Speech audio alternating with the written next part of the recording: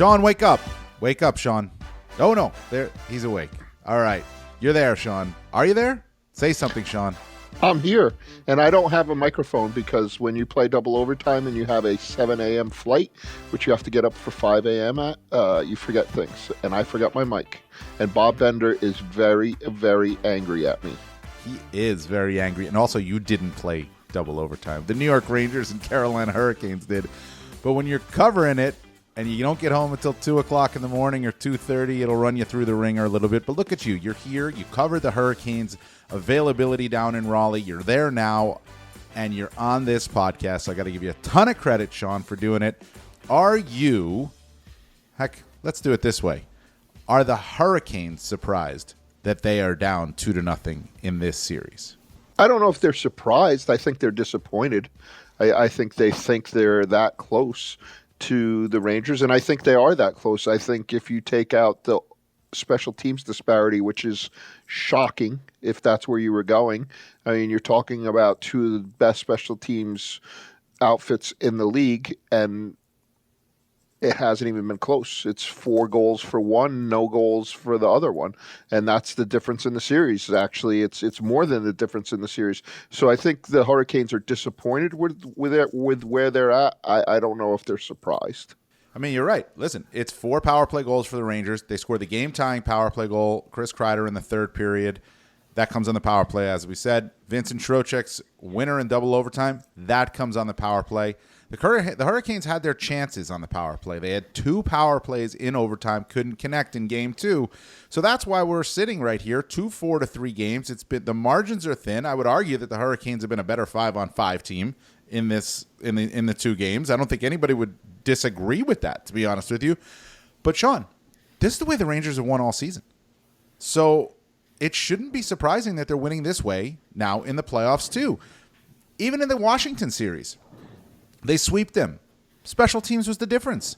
They scored a bunch on the power play, and they scored 2 shorthanded goals. 5-on-5, they weren't that much better than Washington. I think they were better, but they weren't that much better. They were in control of that series the whole way through. There was never any moment in that series where you were, if you were with the Rangers or you're a Rangers player, coach, or a Rangers fan, that you probably were worried. But a big part of that was their power play and their penalty kill, which were elite during the regular season. Igor Shesterkin, from February 9th to the end of the regular season, was among the best goalies, was arguably the best goalie in the league. He remains one of the best goalies in the league in the playoffs. This is how they get it done. Nothing has changed.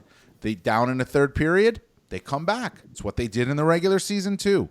So I'm not surprised by how the Rangers are getting it done. I guess I'm more surprised that I didn't see an adjustment on the power play necessarily from game 1 to game 2 for the Hurricanes.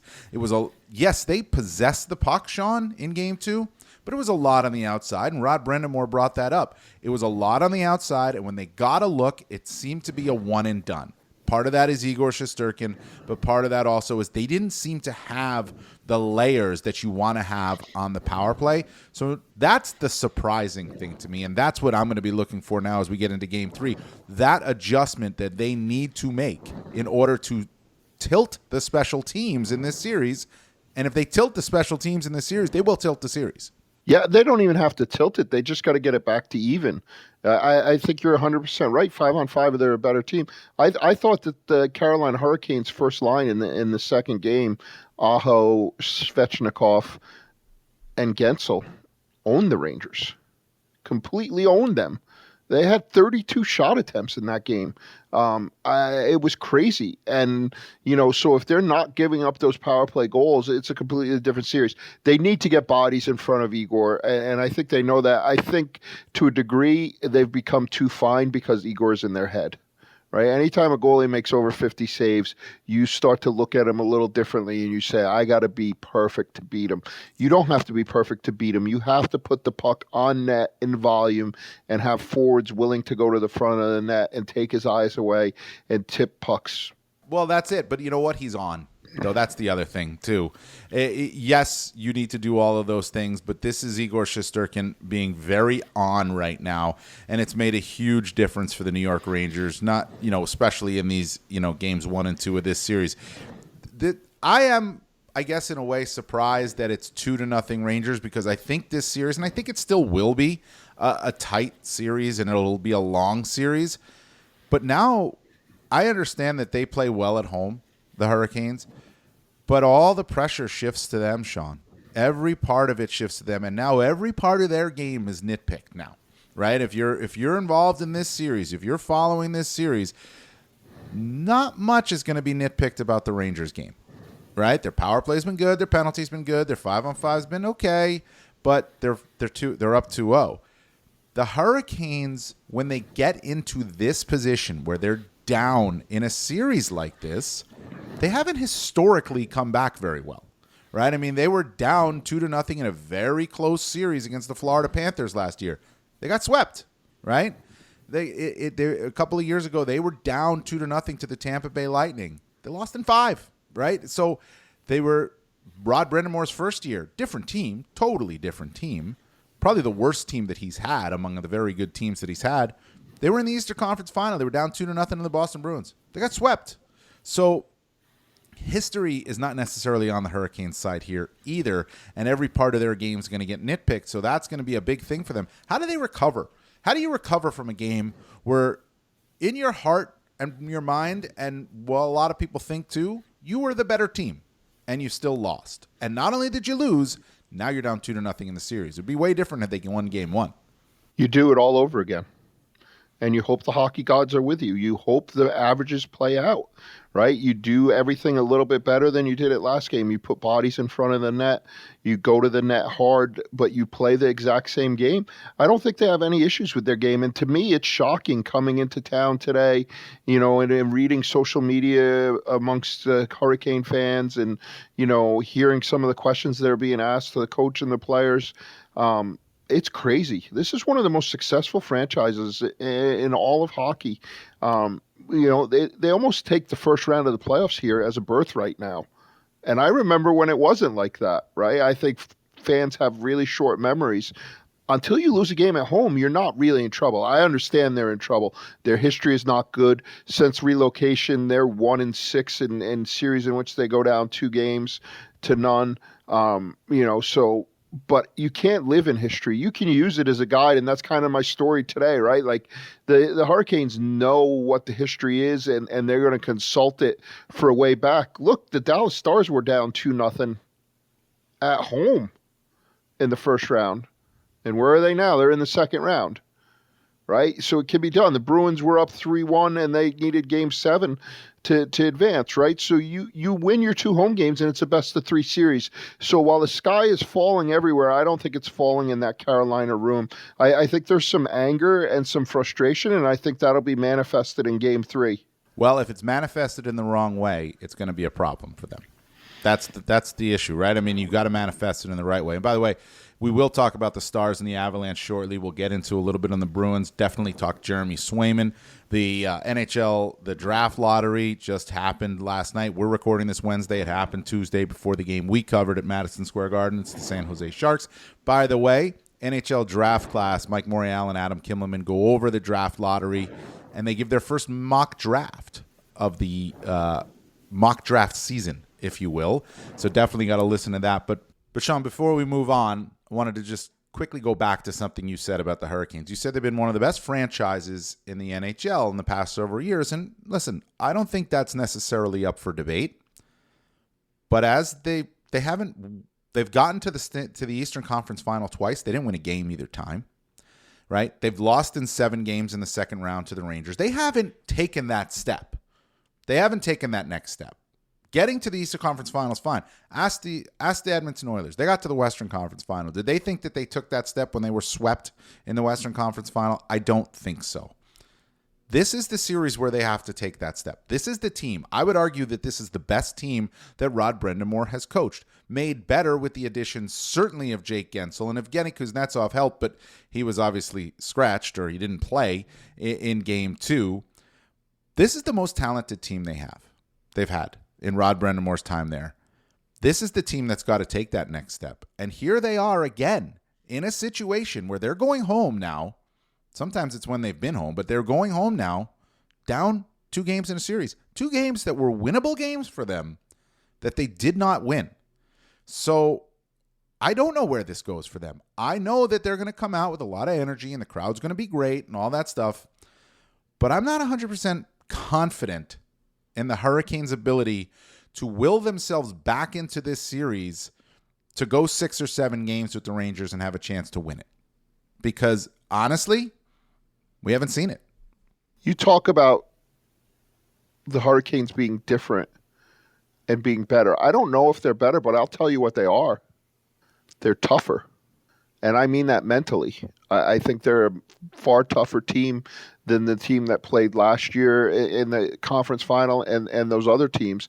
I just think there's a will here, and it starts with Jordan Staal and Seth Jarvis and those kind of players who are going to set things in motion, and they're going to drag their teammates into this, and they're going to make it a series. I firmly believe that. And maybe some of it's whistling past the graveyard because the hockey has been so great in the first 2 games. I don't want there to be 4 games of it. I want there to be 7 games of it. And I want all of them to go to overtime, Dan. All of them. But next week I'll remember my microphone. Very good point. No, you're right. Listen, I don't think either one of us want to see a sweep. Nor do I think we expect to see a sweep. The game that we saw at Madison Square Garden, Game 2, was, I mean, that could go down. That in this short period of time we've had the playoffs so far, that might be the best game of the playoffs so far. The way it was played, back and forth. In fact, Peter Laviolette made the point today at the Rangers media availability and after the game last night when he was asked about the Rangers' first time in these playoffs battling adversity, overcoming a little bit. Right? They didn't really face that in the Washington series. They trailed for 3 minutes and 21 seconds. They didn't face it in game 1. They led the whole way pretty much, or it was tied, or they led. But they were down at the end of the first period, late goal in the first period that put them down. They were down at the end of the second period, another late goal. They had to come back twice. They faced that a little bit of adversity, but he said, I don't look at it that way. I look at it as 2 really good teams going punch for punch, and somebody had to win. Somebody had to throw the last punch, and that's what it was. And if we can get a bunch more games like that, Sean, I'm all for it. Like, let's go. I'm all for it because I thought it was terrific hockey, and I don't think the Canes are done, but they have a lot to prove. I think it's like one of those boxing trilogies, right? One fighter loses, and then they come back and they do it again, and there's a different outcome, and then they come back and do it again, and it becomes a sum of the parts, right? It's not just the one fight; it's the whole thing, and I think that's what this is going to be. It's not going to be a trilogy; it's going to be a double trilogy plus 1. I don't know what 7 is, and when you try and do it that way, so. Like I said, maybe I'm whistling past the graveyard, but I really do think that the Hurricanes are going to counterpunch here, right? Look at 2 years ago. What happened? The Rangers were down 2-0, and they came back, and they evened the series, and they made it a best out of 3, and they won in Game 7. I don't see a scenario in which that can't happen for the Carolina Hurricanes. They got to solve the power play of the New York Rangers. It's not going to happen unless they solve that power play, and the power play is rolling right now. And I think they did. To a degree. To a degree, sure. It took 7 times this time to score 2 goals, not 2 times, and not 27 seconds combined in the 2 times. Yeah. I thought their kill was much better. I thought they made better decisions. Look, Freddie Anderson has to control a rebound because the Rangers are deadly when it comes to rebounds. Both those goals are initial save goals that then are kicked out, and there's panic, and they're in the back of the net because that's what Trocheck does. That's what Kreider does. That's who they are. You can't give them that opportunities. It's partially on Freddie. He's got to control his rebounds better, and it's partially on the 4 on the ice. They have to box out better. You think Brendan Moore changes the goalie? Do you think he goes to Kochetkov for Game 3? No, I don't. He was asked it today, and he didn't really have an appetite for it. He's liked Freddie's game. I was concerned because he hasn't played back-to-back at all since he came back from his blood clotting issues. I think this is a long haul for him. I think this is a long ask. He's now played 2 overtime games in his last 4. I thought for sure that they would play Peter at some point. Now you're getting close to a month where they haven't played Kochetkov. And Rod saw it play out in the last round. Patrick Waugh did it. He went to his backup. and he said, I'm putting my backup in the perfect position. Couldn't be better. He's got a chance to save the series. And he gave up goals from everywhere, and he had to pull him, and he had to bring Varlamov back in. It was the difference in the series. And I think that probably haunts Rod to a degree. I don't know that you can change at this point in the stream now. Earlier you could, and you could just say, hey, I want to play the rotation like I have all year. That's where we found our success. Now it's panic. I think if he was going to change, he was going to change after game one.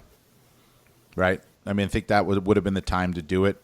But now after game two, I don't necessarily know I see it, but we'll see what happens. The last one before we move on, because we definitely have to talk Colorado Dallas. That was all playing out as you and I were finishing writing at the Garden and trying to get home as well.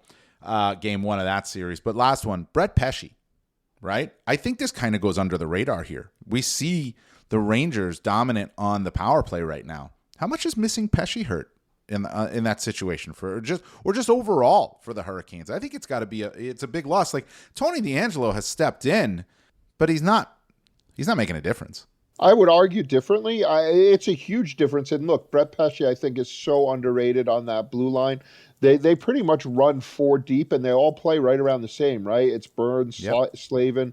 They all play right around 20 minutes. And then, it's Orlov and Chatfield, and they play a little bit less. But to me, Tony DeAngelo's walked in, and he's given this team something a little bit different. He's one of the guys that's moving the puck on the power play, getting shots through. I think he's been really good. But you're right, on the penalty kill and in those areas, he's not the same player. It's something different. It's something unique. I think it's something on the power play that Carolina needs, but on the penalty kill, I think you could trace a lot of their problems back to that. I don't think he's anywhere close, so it doesn't matter whether they miss him or not. I don't think he hasn't even started skating, so I don't think you're going to see him in these next two games. Yeah, I think they miss him, and I think they miss Jesper Fast a lot on their penalty kill. I think those two guys, it's kind of going unsaid a little bit because you expect the Hurricanes to still be able to be really good on the PK because they have been, and they historically have been under Rod Brind'Amour. But those two guys are key parts of that, and they're not there right now. So I think that as does make a big difference. How did we make it this far without talking about Matt Rempe? Are you sad? No, I'm not sad. Do you have another Matt Rempe story ready to go? No, I don't. Not Matt Rempe story. No Matt Rempe stories right now. He did not play in the third period, first overtime, or second overtime. I'll tell you what, though. The New York Rangers are 22-1 with Matt Rempe in the lineup. Peter Laviolette, in a roundabout way, was asked about that because he was asked about how you can go into a game knowing that you're just not going to play a player in the third period, and then as it gets into overtime, you're not going to play him and all that stuff. And he kind of danced around it a little bit. I don't think they changed, Sean. I don't think Matt Rempe, physically, skating-wise, can keep up in this series. I think his 7 minutes that he played or whatever it was in Game 2 and same in Game 1 were not effective the way he was against Washington, a slower team that helps him. He certainly has a presence, but I don't think they change because I don't think you change the mojo. And I think they're just willing to say, all right, you're stapled to the bench in the third period. Try to give us 3 good shifts in the first. Try to give us 3 good shifts in the second. You're stapled to the bench in the third unless it's like a 4-0 game and we're just going to roll it. But we're confident in that, and we'll roll our top 2 lines, and then we'll mix and match in the and double shift guys. They're confident in that. And I think that's how they stick with it. I thought he was going to Peter Klima it last night. You thought he was going to come in and just score that? That would have been a great story. I would have written another Matt Rempe story had he done that. That's what I was pulling for, Dan. Yeah. All right. How about the Avalanche and the Stars? And are the Stars in trouble? I mean, do you blow a 3-0 lead to this team at home? And the crowd's going bonkers. You look like world beaters, right? You're playing off of your Game 7 win. You're rolling right into it. And then the Colorado Avalanche just chip away. Their best players do their jobs, and Miles Wood wins in an overtime. You lose the game for Dallas. I think this team is pretty mentally strong. I don't know that I would say that they're in trouble, but that is a deadly loss for, now you have to win game 2 because you don't want to roll into Ball Arena with the Avalanche rolling, because that would be their 6th straight win in a row if they win game 2. You don't want to roll into that place down 2-0 and do that. To think you can do that 2 times in a row in the playoffs, I think that's a little bit much. It's a tall order, but they just did oust the defending Stanley Cup champions. I think they paid a heavy price for it, and I think that showed in their legs in the second and third periods. They came out flying because they were playoff ready, because they had played 2 nights earlier, and the Avalanche had to get back up to speed because they had been off for 4 or 5 days. And I think that's where the first period came from. And then it was much more even, and then it was much more the Avalanche as the game went on and got deeper and deeper. I think the one thing, and I don't know if I owe an apology yet, but the one thing that I will say about this is Alexander Georgiev has surprised me, because he gave up 3 goals in quick order. I looked at the scoreboard during intermission, and I'm like, oh my God, it's already 3-0. Like, here's a quality team that's just going to expose him. Like it looked like Winnipeg was early in the last series. And he found his footing, and he kept it at 3. And if there's anything the Colorado Avalanche know, if it's 3 or less, they're going to make it up. That was the first game, and it went to overtime. That was the first game that they've scored less than 5, I think. Yeah. So they know they have 4 goals in them, and they just needed him to shut the door, and he did. Yeah, listen, I have never been a huge fan of Georgiev, but I agree with you. Got to give him a lot of credit here. He has had some bounce back ability. He's shown it in these playoffs after game 1 against Winnipeg. The way he was able to come back to help Colorado just do enough, right? Just do your job, do enough to win the series in 5. Gives up 3 on 9 shots in the first period in game 1 against Dallas. Comes back, does his job, gives his team a chance. I think there is a lot to be said for that. This isn't Igor Shesterkin, saving the bacon of the Rangers at times. This isn't Jeremy Swayman doing that, what he's doing, which we need to talk about, by the way, for the Boston Bruins. But doing enough. And that's all the Avalanche really need. It's what they needed Darcy Kemper to do a couple of years ago to win the Stanley Cup, and it's what they need Georgiev to do now, because you're right, Sean. I mean, they have a belief that they're going to score 4 or 5 in every game. As good as Jake Ottinger is, they have a belief that they're going to score 4 or 5 every game, and it didn't matter that they were down 3-0. They just kept rolling, and they just kept coming. A couple of power play goals, and bang, there you are in a 3-3 game going overtime, and it could be anybody's game. And Georgiev did his job. He deserves a lot of credit for that. Sean, I don't know. I mean, I kind of look at the Avalanche right now in a similar way that I look at the Rangers. Like, are these two teams of destiny? Like, they're just finding different ways. They're just doing things like this. Like, I don't think the Rangers should have won that game 2. They were not the better team, but they won it. The Avalanche are down 3-0 to a really good team in game 1, and they find a way to win it. Those are the things, and you look back on a long playoff run, those are the games you look at and say, that's how we got to where we go. That's how we got to where we are right now. We're in the Stanley Cup final, and these two teams just look like they have it right now. There's that mojo going. Well, Peter DeBoer never wins a game 1, but he always wins a game 7. He always wins a game 7. 8-0, right? Yeah, I'm not in the least bit concerned about the Dallas Stars. And let's just talk a minute about Wyatt Johnson. The unquestioned star of the playoffs so far. As far as players you may not know, we all know Nathan McKinnon. We all know David Pastrnak. We all know the Breadman and all of those players. I don't know how many casual fans know about Wyatt Johnson, but if you don't know about him, after 8 games, you're sleeping. You are. I mean, he's been terrific. 5 goals, 8 points so far. Can we talk about somebody else? Where's Rope Hintz? Rope Hintz has 1 goal, and he's a -4 in 8 games. He's supposed to be the best center on that team. He's supposed to be the driver of their best line. What? 1 goal?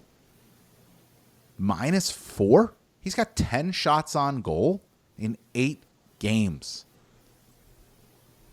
That Joe Pavelski, no goals, 6 shots on goal in 8 games.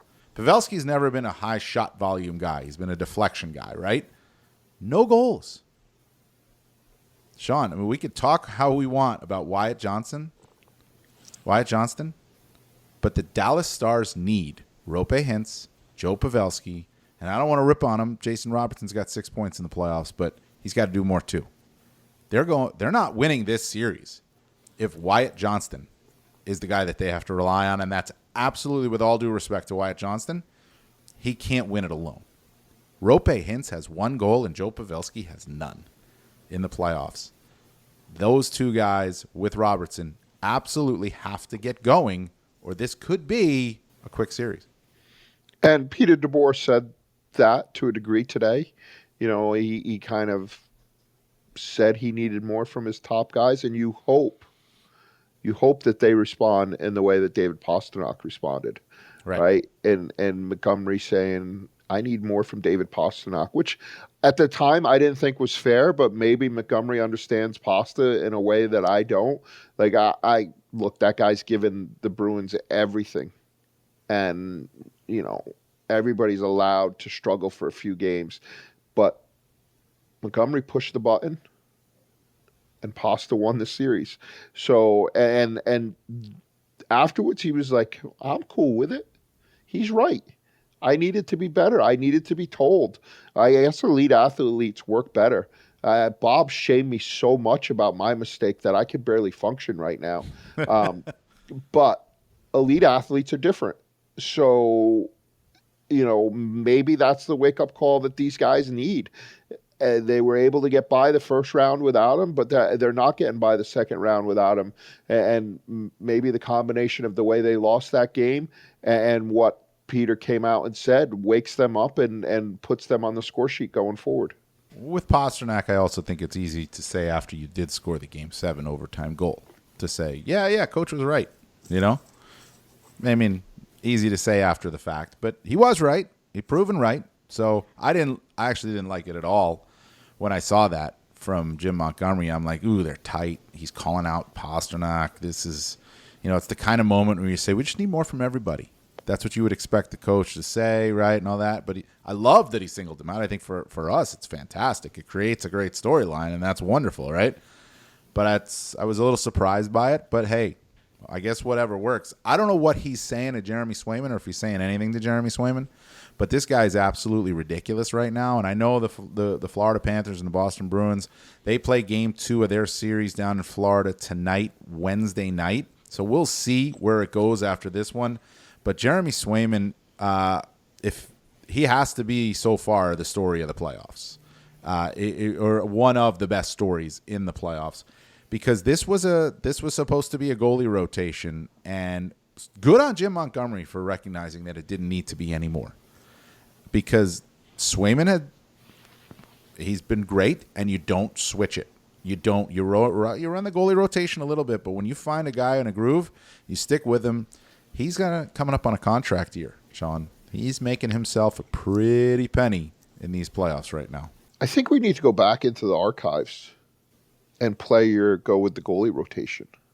I never said go with the goalie rotation. I said I think it's a terrible idea. That's not how I remember it, Dan. Oh, no. I never have been a fan of the goalie rotation.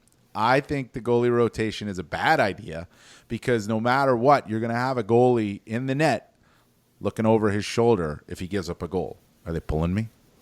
What's going on? That doesn't fuel, breed, or do anything for confidence right there. I was never a fan of it. I didn't like it when they did it last, when the Minnesota Wild did it. I understood it.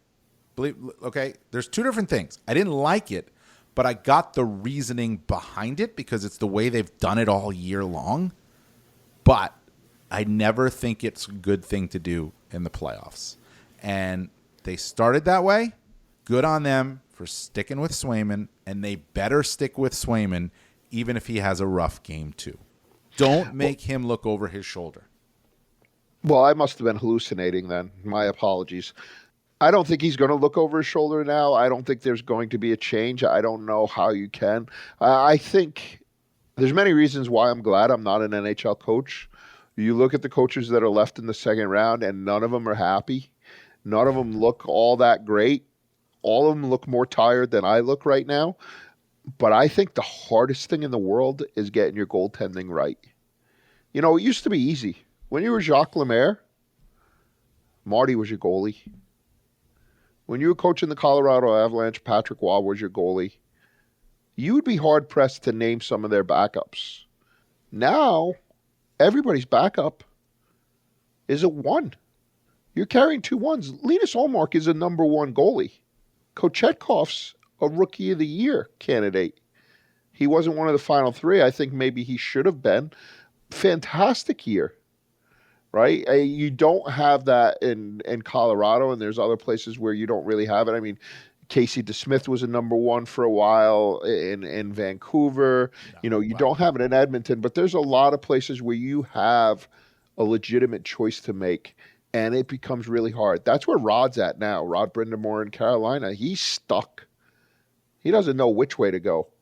It'd be much easier if he didn't have a choice. I got to go with Freddie. My other guy's no good. I mean, you're right. I would say Dallas doesn't have that.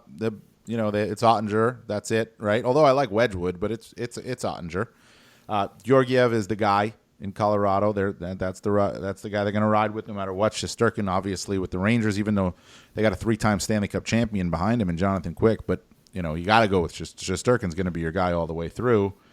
Bobrovsky's going to be your guy all the way through in Florida. I think you're right. Ullmark is a number 1 goalie, but Swayman has been so good that he's got to be your guy. Skinner is the guy there in Edmonton with a lot to prove, right? And, listen, Freddie, you mentioned it, Freddie Anderson with Carolina, and Silovs is the guy in Vancouver because Demko's not there. And, they play game 1 this evening as well. Feels like forever since the Edmonton Oilers have played a game, by the way. Finally, that series gets started. 2 games in the Carolina Rangers series before 1 game in the Edmonton-Vancouver series. It's the way it goes. Silovs has been a great story so far, but this beast of the Edmonton Oilers offense it's quite different than the Nashville Predators, and that's with all due respect to Nashville. They're not the same offensively as the Edmonton Oilers are, so I'm very curious to see how the goaltending and the defense holds up in the Vancouver-Edmonton series after holding up the way it did in the Nashville series. There's a lot of talk about how the Oilers are different now, how McDavid and Draisaitl are on a mission, how they have a different identity, how good Skinner is now compared to in the past. And this is no disrespect against the Los Angeles Kings, but we've run it back 3 times. They beat them a little easier each time, right? And this time it was all on the power play. It was all they had double-digit power play goals. Can they play somebody who has a better chance to defend them and maybe not take as many penalties and put together a more representative penalty kill? I think that the Vancouver Canucks can do all that. And they've had some success against the Edmonton Oilers in the regular season. I know some of it was early when Woodcroft was still the coach, but I think there's a confidence there in Vancouver, and I think they look at their goalie and they say, you talked about teams of destiny before, right? I think they look at their goalie and they see some of those players that have done that, made a name for themselves in their first run. I think of being sitting here in Carolina, of Cam Ward, right? Or Patrick Waugh when he came up the first time with Montreal. And they're saying, why not this kid? And I think he has the personality for it, and I think he has the right mindset. Like, he's not even fazed by it. He's like, it's the it's the Stanley Cup playoffs. I've played in bigger games. I play for Latvia, and I played in my home country. And if anybody's ever been to a game involving the Latvians, which I've been lucky enough to do on neutral soil, but in their home country, it's banana land. It's completely nuts. And he survived that, and he got them a medal, which is almost unfathomable. The Edmonton Oilers are the Edmonton Oilers. They're not Team Canada. No, but this is a much bigger and tougher challenge than the Nashville Predators, just based on the offense, based on the power play, based on, the fact that 2 of the best players in the world play for the Edmonton Oilers right now, and that is what Silovs is going to be up against here. And you're right about the Latvian thing. You're right about big games. You're right about the World Championship. You're right about all of it. But you got to see it, right? And I think if you were to pick a team right now, Sean, that has the best path through the first 2 rounds, well, it has to be Edmonton. It has to be. LA, it's got to be Edmonton. I mean, if it was Demko and net, it would be different, right? It would be a different storyline going into the series. But it's got to be Edmonton. They have to get through. They have to get through. And if they don't, it's going to be a great story for the Canucks and Sea Loves, but it's good. The story of that series is how Edmonton didn't get through if that doesn't happen for them. Yeah, no, I agree 100%. The road is paved to the Western Conference Final. And then they run into all kinds of trouble. Yes, they do. From either team. I can't even imagine a Colorado Edmonton Western Conference Final. I'd want it to go 21 games. Yeah, be fast. Yeah, It'll be fast. Even in game 21, it'd be fast. So, I mean, but let's see how it plays out. I'm not going to short sell any Rick Tocchet team. I think there are things that Vancouver can bring to the table that are going to cause Edmonton problems. Look, when Edmonton lost to Vegas, who was Vegas's goalies? It was Brossoit and Hill, and I don't think anybody looked at either one of those guys and said, well, they're the guys that are going to put pay to McDavid and Draisaitl. And they did. And look, they had a lot of help from their defense and the overall team play, but I think Vancouver has a lot of that as well. They've totally retooled their defense on the fly to become bigger and more playoff tested than it was early in the season for exactly this moment. They're going to insulate their goalie no matter who it is. Well, they're going to have to do it in this series. Let's see if they can. Game 1 of that series is tonight, Wednesday night. Game 2, Florida-Boston. Also tonight, games 3, Carolina Rangers Thursday in Raleigh. Game 2, Colorado-Dallas in Dallas on Thursday as well. All right, so before we get out of here, Sean, I mean, the draft lottery is pretty big, right? The teams that aren't playing, it held true to form. I think, was that the first time that it ever held true to form, or maybe the second? I'm not 100% sure.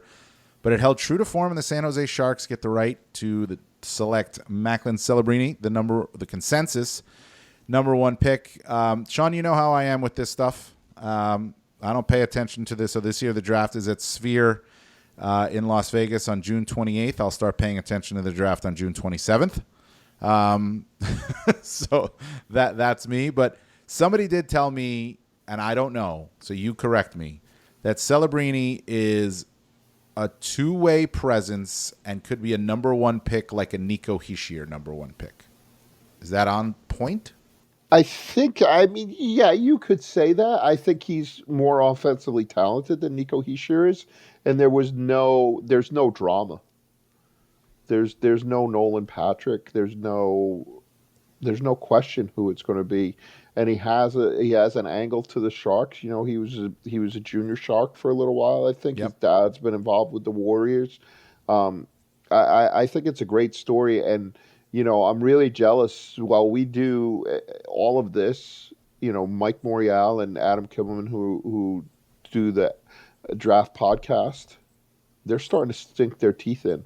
The Combine's coming, which is a great event when all the prospects get together and, you know, do all their testing and meet with the teams and really kind of lay the foundation for where they're going to go. And then the mock draft year kind of picks up, right, that cycle, because you start to hear teams talk, you know, and they're really going to dig their teeth in, and they're invaluable resources to follow. I don't follow the junior game or the European game as close as I used to. I still pay a little bit of attention to it, but Mike and Adam are invaluable resources for me, you know, as we move forward, especially when we get to the conference finals. And you know, that is when the Combine really kind of starts to take a little bit of the attention away because there's only 4 teams left. Yeah, they do an unbelievable job, and I do listen to their podcast. I do. The NHL Draft Class podcast. I don't listen to every episode, but I listen to some of them. NHL Draft Class podcast. I'm gonna listen to this one because they react to the draft lottery and talk about Celebrini and the Sharks getting that pick. I'm glad the Sharks got that pick. Right? I mean, they're going through a rebuild. They're not shy about it. This isn't like Mike Grier went in there with a plan. He's executing a plan, and you got to get lucky with that plan. They did. They had the best odds. Still needed to get lucky. I mean, still only had 18.5% chance of getting it, right? So they got it. They'll get the player, and it pushes their rebuild forward. You and I have been in San Jose when they've had really good teams. We've been there for Stanley Cup final, Western Conference finals, right, with really good teams and really good players. It's a terrific market. It's a great market that wants to support a winner, and they're trying to get back there. And I was glad to see that it held true to form for them, that they got the number 1 pick. I miss going to San Jose. So let's accelerate this rebuild a little bit. I want to go back to San Jose and see meaningful hockey and experience the Bay Area some more. I spent a lot of time out there when they were really good in the mid 10s, I guess is how you'd say it. Sure. I'm not really hip like the kids today, but I hope it's a step. They need more. They know they need more. You really need 2. You look, and I think the Rangers are a perfect example, right? And to me, it was funny that the draft lottery happened last night. And you think about it, and Chicago gets the number 2 pick after getting the number 1 pick this year and getting Connor Bedard. And you look at the Rangers, right? And you look at Lafreniere, who's the number 1 pick. And this is the first time I've seen him like in extended circumstances against really good competition. He's a really good player. Mm-hmm. He's coming into his own, and you can see him getting stronger and more confident on the puck, and that's going to continue to come. Look, Peter Laviolette was double shifting him last night. He was putting him in the place of Rempe a lot because he was flying. He had 2 goals. He was. Your eyes were drawn to him, and that accelerated the Rangers to a degree, I think. And now that's what Chicago has. They have a 1 and they're going to have a 2, and that's going to be another impact player that they can start to build on. I think they're a little further back than the Rangers were when they got theirs, but that's what you need, and that's what San Jose is going to need. It's not going to be next year. It's going to be a couple of years down the road. They need a couple more picks, and then you get to a point where you can start signing free agents, and you get a guy like Trocheck and some other guys to kind of bring it along. But it's coming.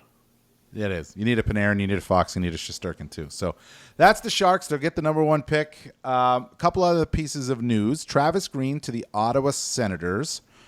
Okay, so he goes from being the interim coach of the Devils to the Ottawa Senators. Okay.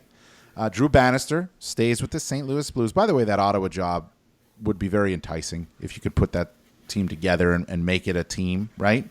Get them to play some defense, hopefully maybe get some goaltending in there. Bannister stays with the Blues. I thought he did a fine job. It's, you stick with the guy you know. I understand that. Who is going to hire Craig Berube? This man just won the Stanley Cup a couple of years ago. He's been a good coach. Why does Craig Berube not have a job yet? Why do the Devils not just hire this man? I asked that in jest a little bit, but... Because Craig Berube, waiting. He's waiting? He's waiting for the Toronto job. For the Toronto job. He's waiting to see if there is a Toronto job. Yeah, there could be. That's a whole other podcast, Sean. We could do a whole thing on Sheldon Keefe and Mitch Marner, right? I think we got to wait. Let's wait because they're going to talk again, right? There's going to be that press conference on Friday in Toronto. What's going to be the fallout there? You ask me, I think that the Leafs played really well in Game 7. I think that could have gone, it obviously went to overtime. It could have gone either way. I was very impressed how they came back and they were able to be a better team without Austin Matthews. You want him in the lineup. To come back in that series, down 3-1, you make it 3-2. You make it, force a Game 7. You get to overtime. I was very impressed. It's still a first-round loss.